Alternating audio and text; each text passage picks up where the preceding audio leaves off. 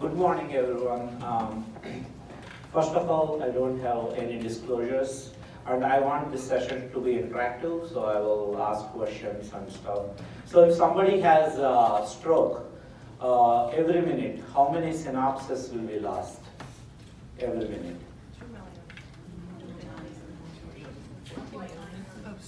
Synapses, 1.9 million neurons will be lost, but how many synapses?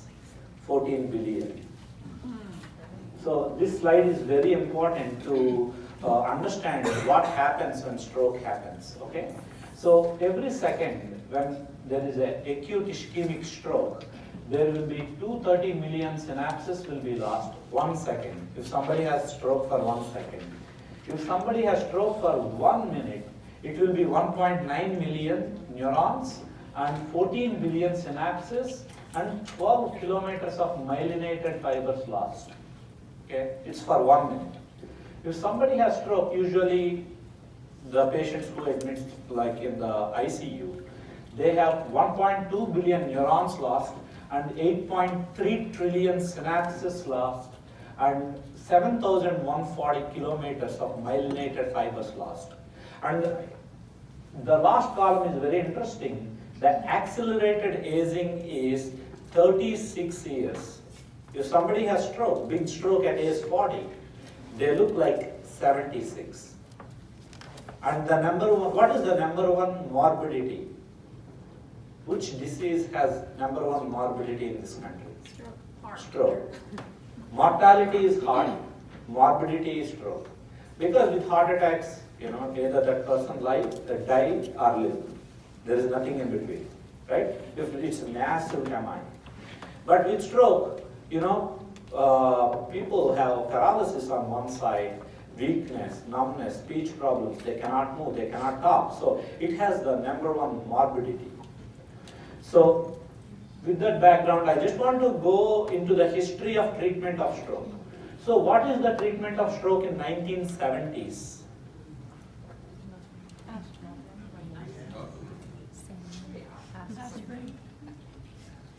Bed rest and normal saline. 1970s. 1980s. What is the treatment of stroke in 1980s? Aspirin.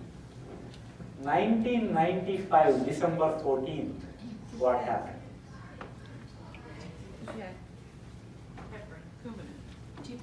TPA.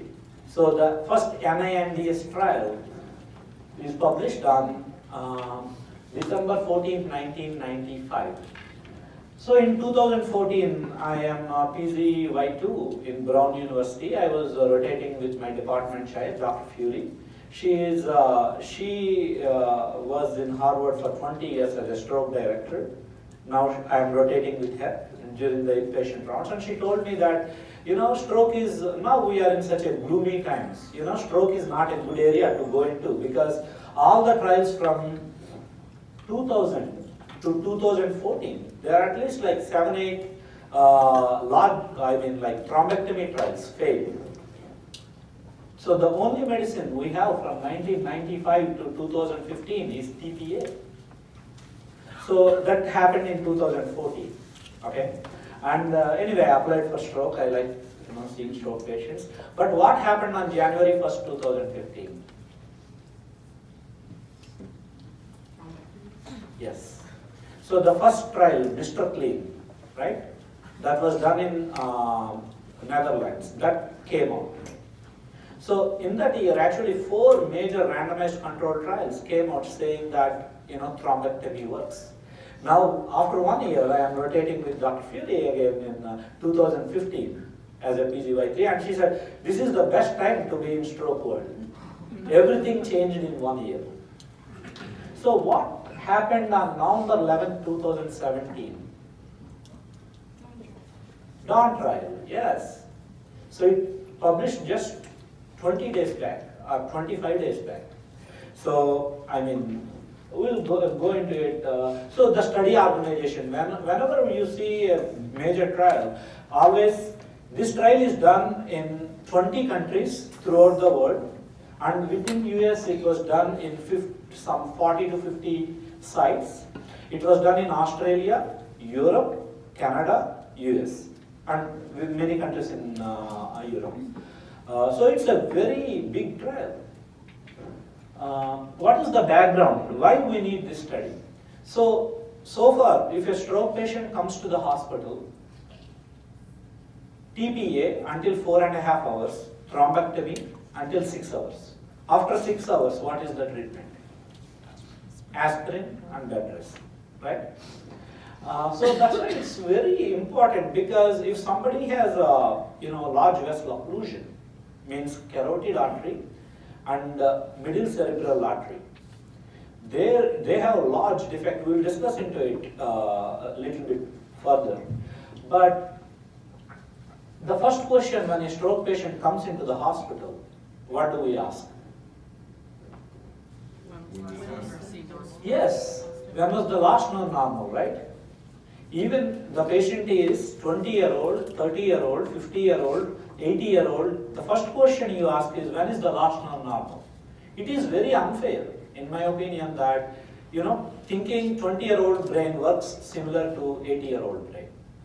So in this trial, the first thing we challenged is, okay, moving from time window to tissue window. Now, the question we are going to ask in this trial is, now when is the not last known normal, but how much tissue is dead, how much tissue is living. Based on that, we will manage the patients. That is the biggest shift from time window to tissue window. Okay? And there is a increasing evidence that physiologic rather than pure time-based approach, the word is clinical core mismatch. When you see patients with me in stroke clinic, you see a small dot or small size stroke, but the patient has no symptoms, right? But when you see a patient in the ER with a small stroke, but the patient is not talking at all, that is clinical core mismatch. Small core, but big clinical deficit. So these two words are very important to remember, because this is how strokes will be treated from November 11, 2017. Tissue window and clinical core mismatch. So the other important thing is large vessel occlusion. 40% of strokes who has large vessel occlusion are wake-up strokes. They go to bed, they wake up with a stroke. Are unwitnessed strokes. As we age, we get old, we get strokes, right? These people live in their apartments by themselves. So we saw these patients 2 days back, 3 days back, and after that we open and we see the patient has a stroke. So 40% of the way these patients present is out of 6 hours window, and we just give aspirin. So that is the purpose of DAWN trial. So within 6 to 24 hours, we do thrombectomy versus medical management. So the study design, whenever we read about a study, read about any study, the main things we have to look is multi-center. It's done in many centers. It's prospective, randomized, and blinded, and even better, multinational. And the patient population is stroke patients, ischemic stroke patients between 6 hours to 24 hours. And the target vessel is internal carotid artery and M1 segments. And the randomization is thrombectomy group, specifically with Trevo. The device they used is Trevo device, is the thrombectomy device, and versus medical management. And sites, they did, as I said, 50 sites. Okay. So what is this vessel? Internal carotid, right? And what is this vessel? Middle cerebral. And what is this vessel? Okay, very good. So these are, there is heart here. And these are like major highways running from heart to brain. So if these major highways are blocked, there is no blood supply to the brain. So in this trial, we are planning to open these major blood vessels. I think we need to change that. Yeah. So we need to, open these blood vessels.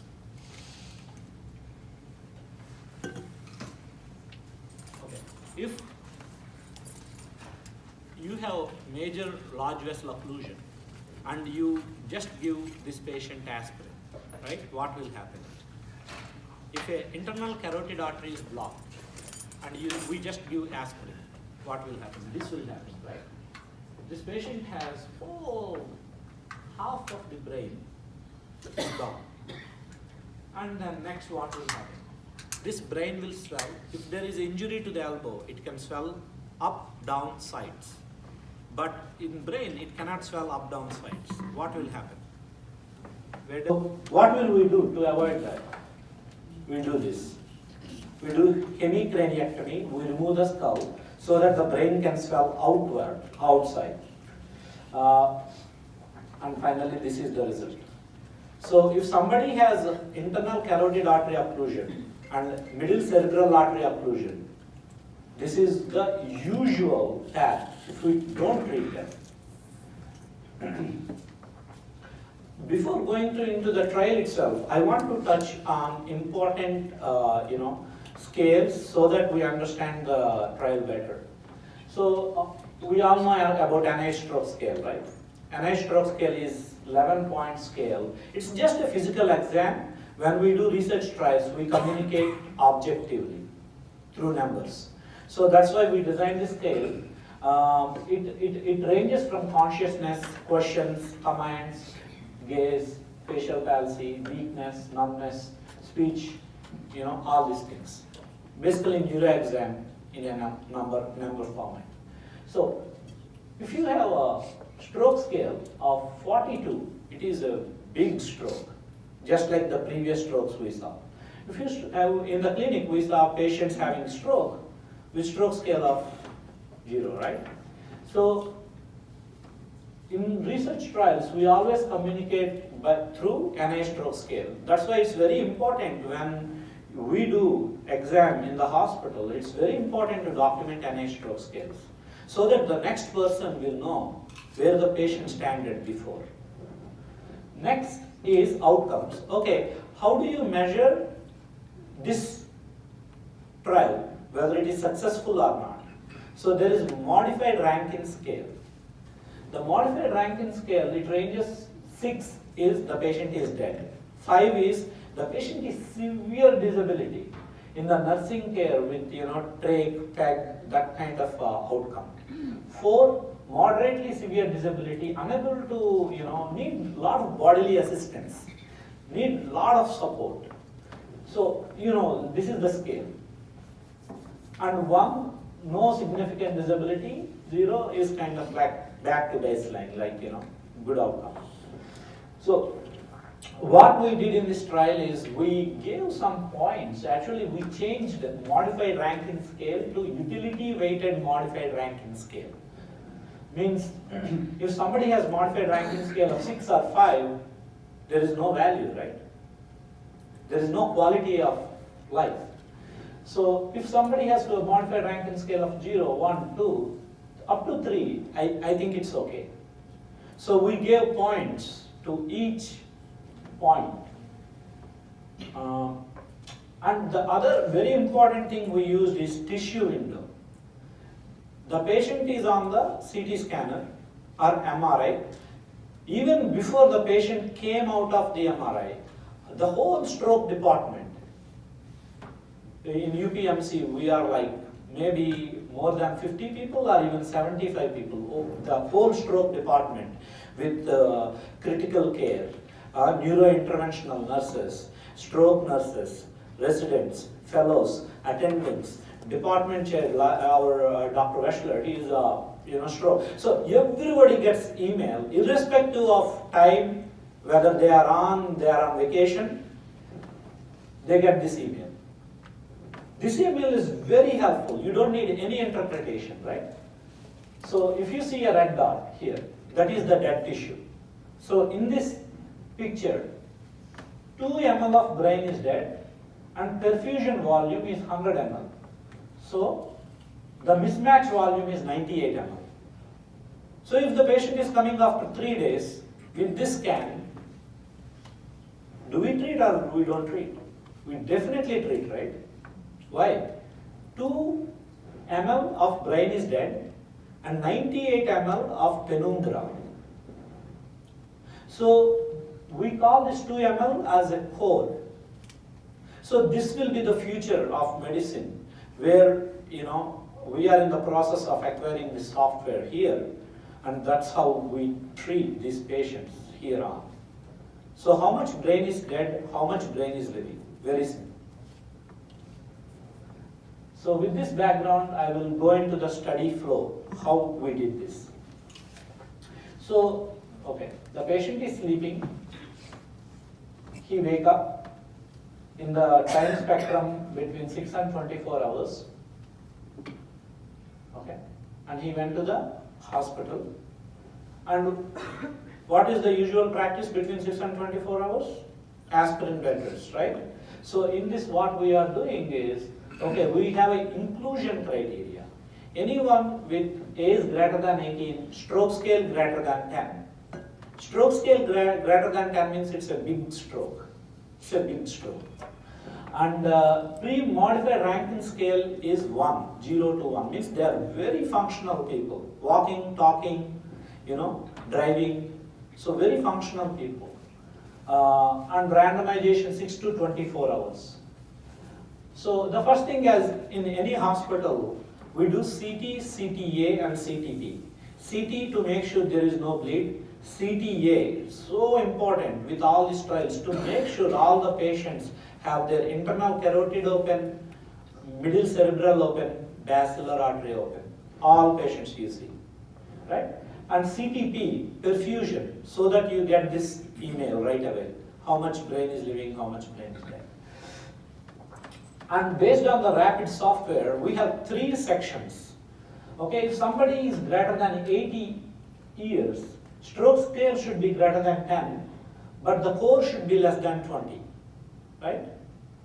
And if somebody is younger, less than 80, then stroke scale is greater than 10 to 20, core should be less than 30. If stroke scale greater than 20, core should be less than 50. So this is the criteria. Core means dead tissue. And based on that, control group is aspirin group, medical management, and thrombectomy group is we take these patients to thrombectomy and treat them. So that is the whole study design. And after 90 days, the primary endpoint is how the patient is doing after 90 days. So, as I said, the study endpoints, primary endpoint, 90-day modified Rankin scale. The secondary endpoints are sometimes with these large vessel occlusions, they are coming after 15 hours. We do thrombectomy. Within 2 hours, the patient is moving hand, talking.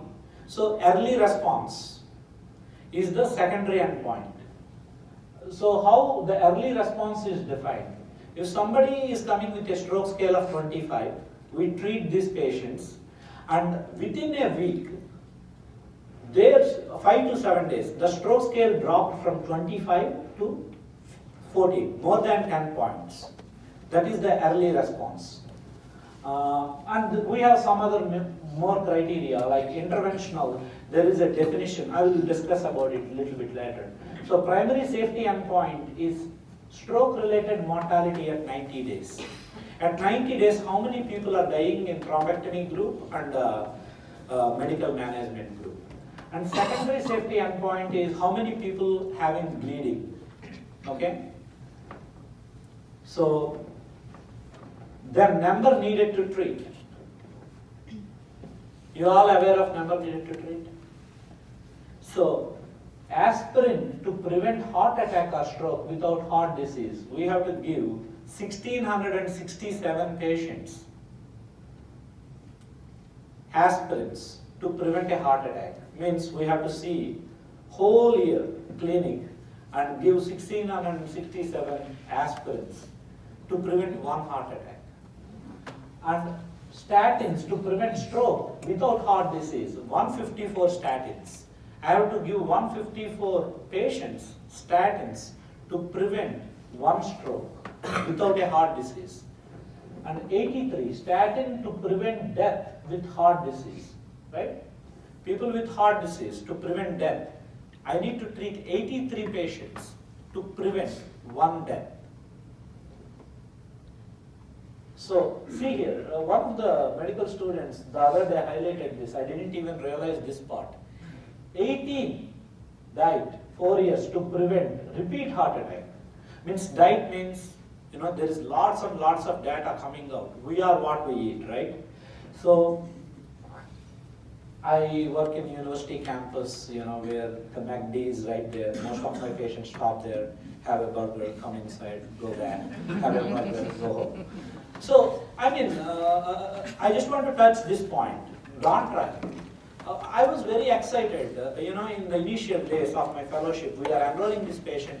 We enrolled a 45-year-old patient into the Dawn trial at 18-hour mark.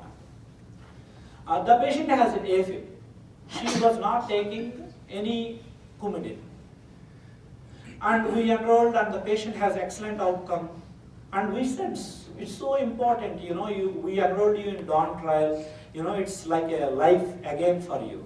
Her stroke scale is 25, came back to 2 after thrombectomy. And told, I personally spoke with her as a fellow, you should be very careful, take your medications, change your eating style, everything. And within 5 months, she again, first time she came with left MCA stroke, right? This time she is coming with a right MCA stroke.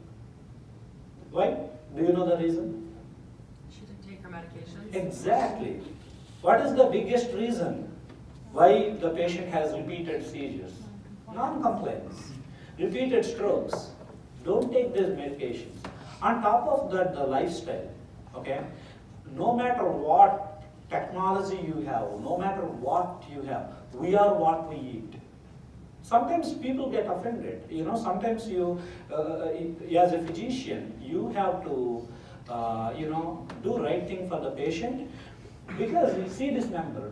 If I tell this story for 18 patients, if one person changed, I don't need to give 1667 aspirins.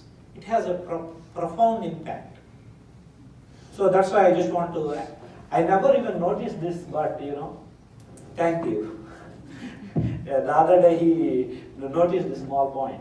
Anyways, number needed to treat in TPA trial. So time is brain, right? As we say, every second, every minute, millions, billions, and even trillions of synapses are dying. So time is brain.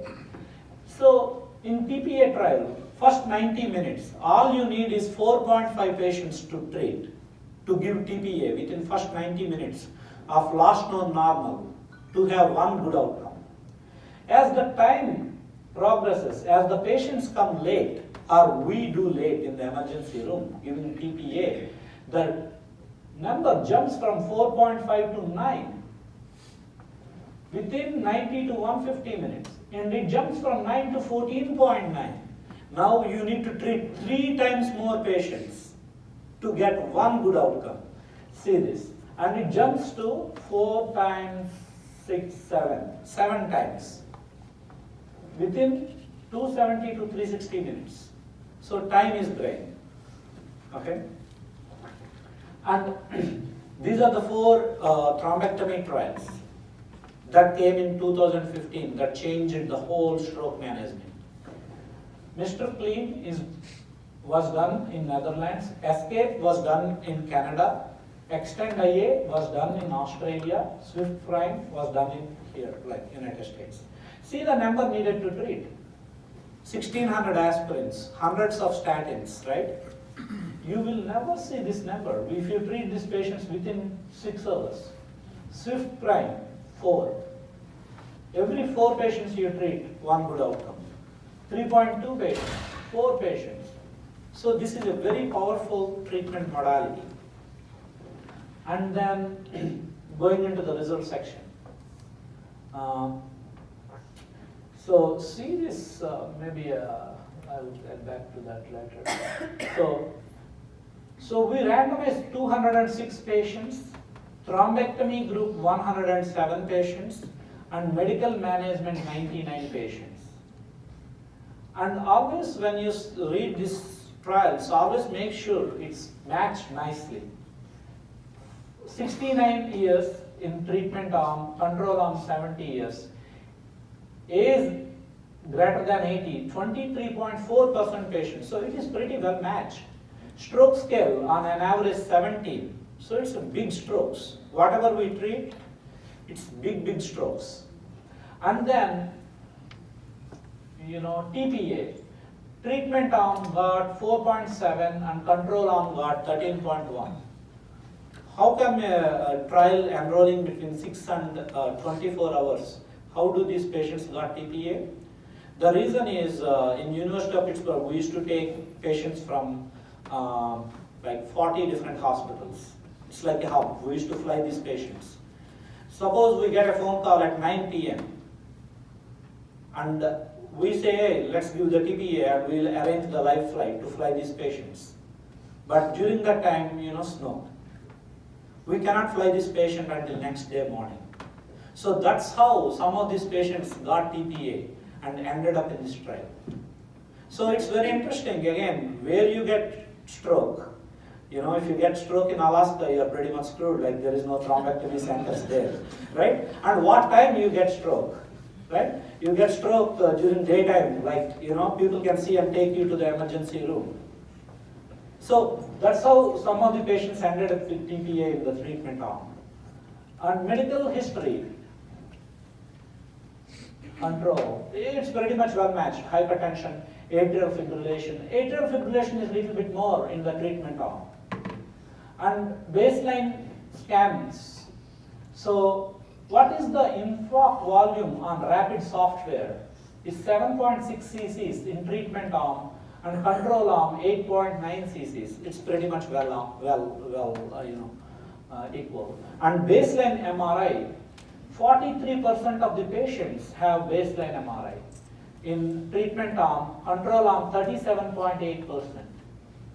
And CT, CTA, CTP 76% in treatment arm, 76%. So it's well matched. And baseline clot location. So M1 is the major area, right? 73.8%, 74.7%. So that's why it's very important to look the scans by ourselves. Like people miss finding large vessel occlusion sometimes. Basilar occlusion, M1. With this treatment, it's very important not to miss these patients. And see on the left side and right side, what we do in the thrombectomy. So carotid artery going up, do you see anything here? No M1. M1 is blocked. Same here. So they did a surgery, thrombectomy, and see here how beautiful the brain is getting the blood. That's the difference. And sometimes you see clots like this big sitting in the carotid and M1 after the surgery. So primary endpoints. Now we all know the data, right? So take a guess. How many people number needed to treat in this trial from 6 to 24 hours to have one good outcome? Take a guess. How many patients? Hundreds? 80? 90? 2. Yeah, you know the answer, right?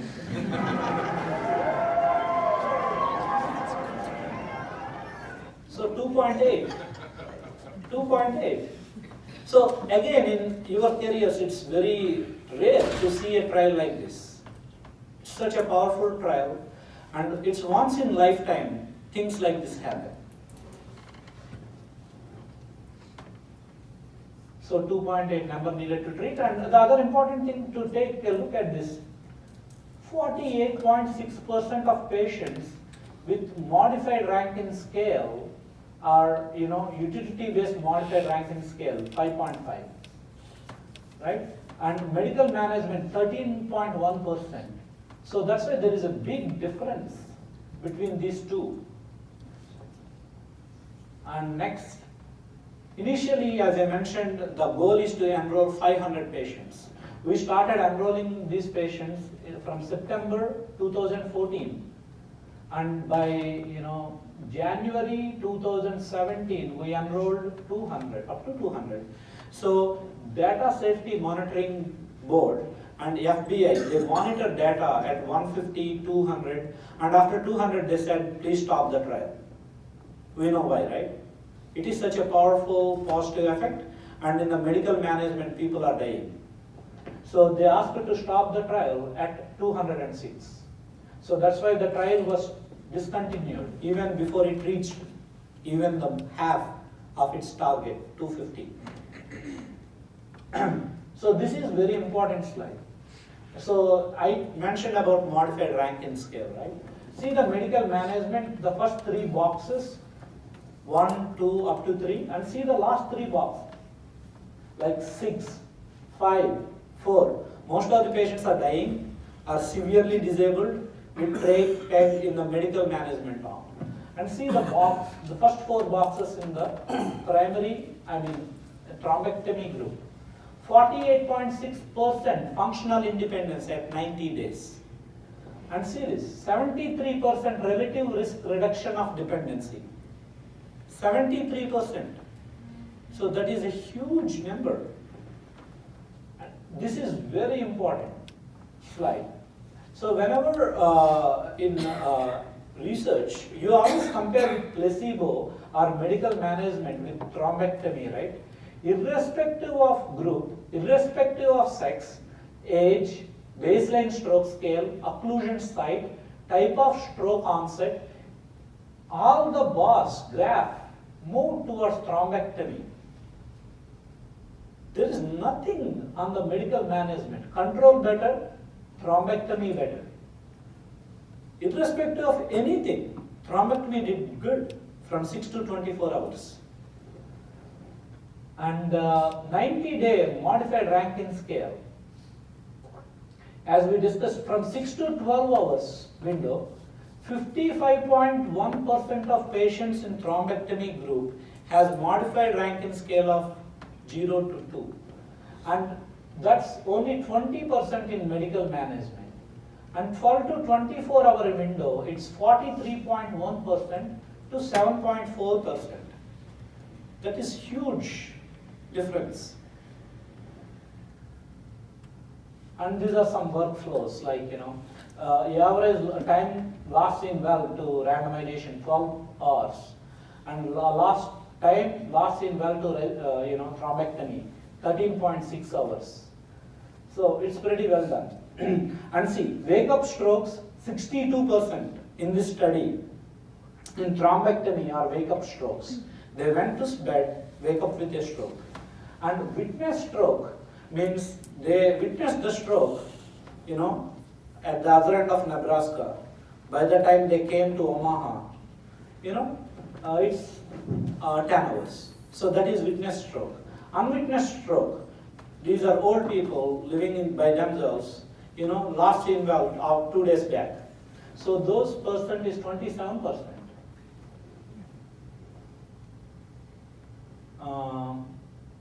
So these are some procedural characteristics. Procedure duration, 56 minutes. Total number of Trevor devices, when you go inside, we'll say pass. How many times? 2 times. And it's very important. Post-procedure TICI 2B. How many are aware of TICI score? It is once you do thrombectomy, the amount of blood that goes back, 3 is like close to 90 to 100%. 2B is more than 75%. So it's very good reperfusion, 84.1% of patients. So this is secondary endpoint, right? As I mentioned before, early dramatic response. Experience greater than 10 points, decrease in stroke scale, 5 to 7 days. 2.5 times more patients, right? Medical management, 19.2%. Thrombectomy group, 47.7%. It's almost like 3 times the patient's stroke scale went from 15 to 3, 2, even 1. Sometimes the patient walked out without any symptoms. So this is 24-hour revascularization. This is means after the way the trial is done, you do 3 MRAs before doing thrombectomy at 24-hour mark and 5-day mark. So after 24-hour series, 76.6% of patients have opened internal carotid M1 after the procedure. But see in the medical management, 36.4%, right? So 100% relative improvement in the thrombectomy group. Now complications. Okay, now we are exposing these patients to this surgery. Is there any risk? This is not complications. Next slide is complications. But see, before treatment 7.6 ml stroke, and after 24-hour MRI 8 ml on the thrombectomy group, and in the medical management before 8.9 ml, after 22 ml. So there is a 13 times less infarct growth in the Trevo group and 3 times smaller infarct in the Trevo group. So the amount of the infarct that growed in medical management is 3 times. That is huge, right? We know time is brain. Every minute, every hour, the amount of brain cells die are in trillions, billions. So we are talking here about millions or even billions of neurons.